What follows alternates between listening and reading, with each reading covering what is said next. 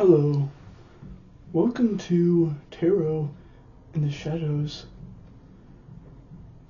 Today we're going to have a message. I'm going to be teaching you guys how to smoke weed and not be addicted.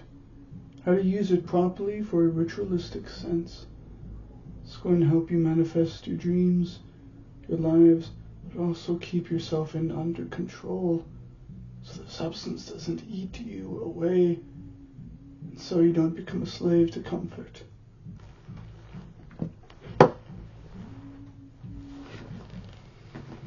Spirits wants me to show my face. They let me know that I have a camera for a reason.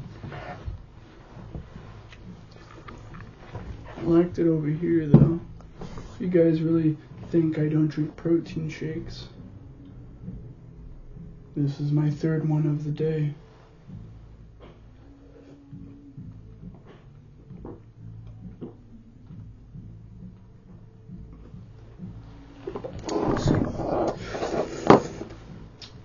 It's unbelievably scrumptious.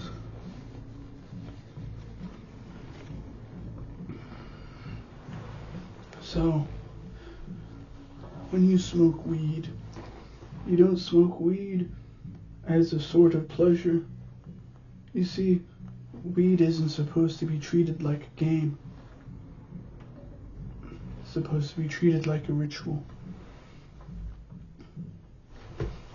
It's supposed to be loved, and it's supposed to be cherished. You see, you don't smoke weed because you want to. You smoke weed because it's a gift. Smoking the weed can be easily taken away if you are greedy. It will either corrupt you, or if your spirit guides love you too much, ancestors, God, goddess, deity, etc., then they will simply hurt you, so you know not to take it. It's a complicated thing, but it's easy to stray away depending on your path. But when you are ready to go above and beyond and utilize weed as an agent of greatness, as an addition of wealth in your life, if you use it properly, you will grow into someone that you never even imagined you can grow. And it's not because the weed is making you feel these things purposely because of some sort of ignorance or mind or whatever. No. It's providing the environment. You see, the weed is not going to make you happy or make you sad or make you anxious. It's not going to make you do anything.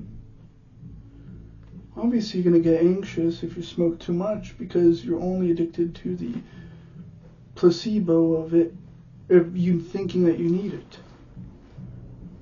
That's called codependency. Obviously, that would create anxiousness. 333, confirmation, go look that up. You see, restraining, and you know what, it's not about having a tolerance break. It's about purposely being intolerant. You see, what you don't need is tolerance, because that shows a consistency. Doing such consistency is a mistake. But obviously everyone's path is different, you know. Everyone has their times of addiction in order to learn and to grow. I've had mine, and that's why I'm here.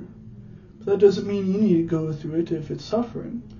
But if you're watching this, I believe you're on that path where you have the possibility of making weed work for you, and not the other way around.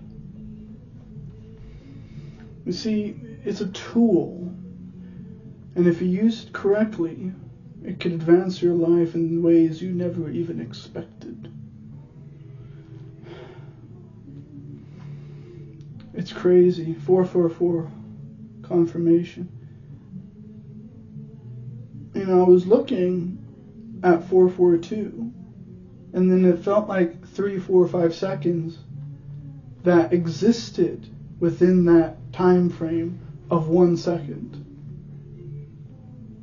And that is confirmation that weed allows you to access different realms of consciousness, kind of flutter in between them, fly.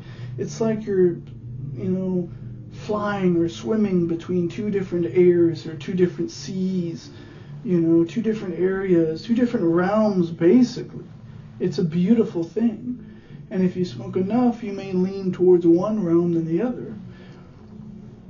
I've felt things you never even supposed to feel. I have felt how it feels to, I felt nerves underneath my underneath my fingernails. I felt in my eyes. I felt things that exist, but you're not supposed to feel because you're not supposed to feel it, because that'd be too distracting.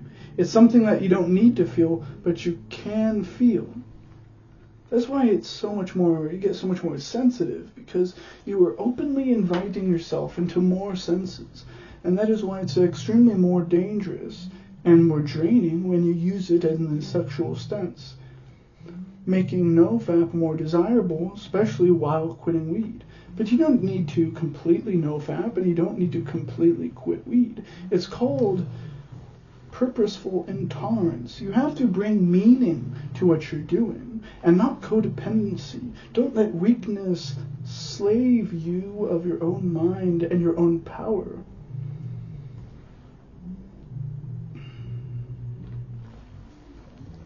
Because guess what? That sweet kiss of comfort will be like a beautiful, comfy, slithering snake.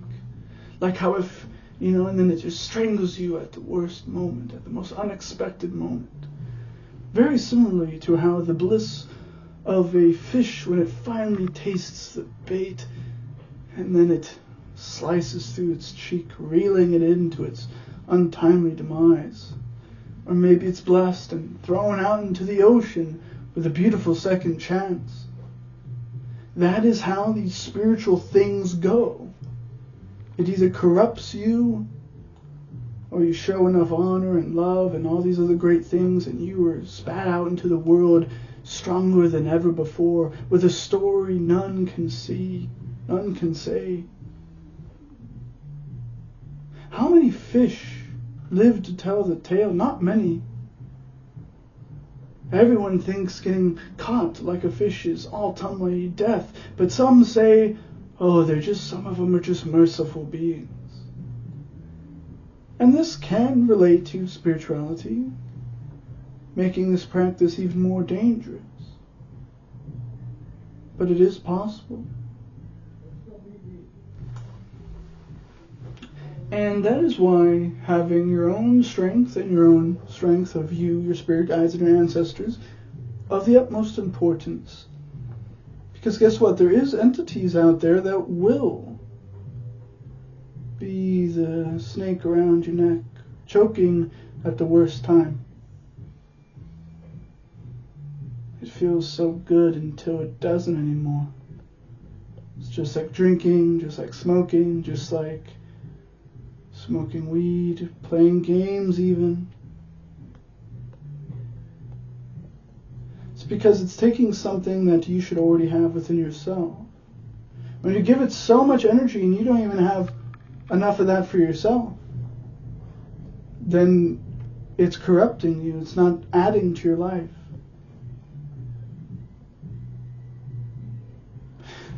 I was in a Morgan Black live stream today, and I realized some people was a little bit upset with their intolerance towards weed. But note that the intolerance of weed is a gift that you worked hard for. Because it's just like lust. When you restrain yourself from it, that one time you get it and one time you have meaning for it and value, it is better than all the other times. It is better than having it every day. It takes a long time to learn that and to feel that and to get used to that. But that's where I'm at now, and I'm excited. Because I'm also going to teach people about that as well.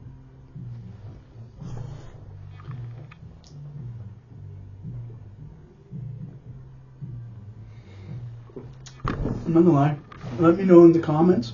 But I think this light fixture right here is honestly a pretty solid spot for it, if I'm going to be honest. But like I said, let me know in the comments. Like, subscribe for more. This is an amazing lesson, channeled directly from Spirit. May the shadows guide you.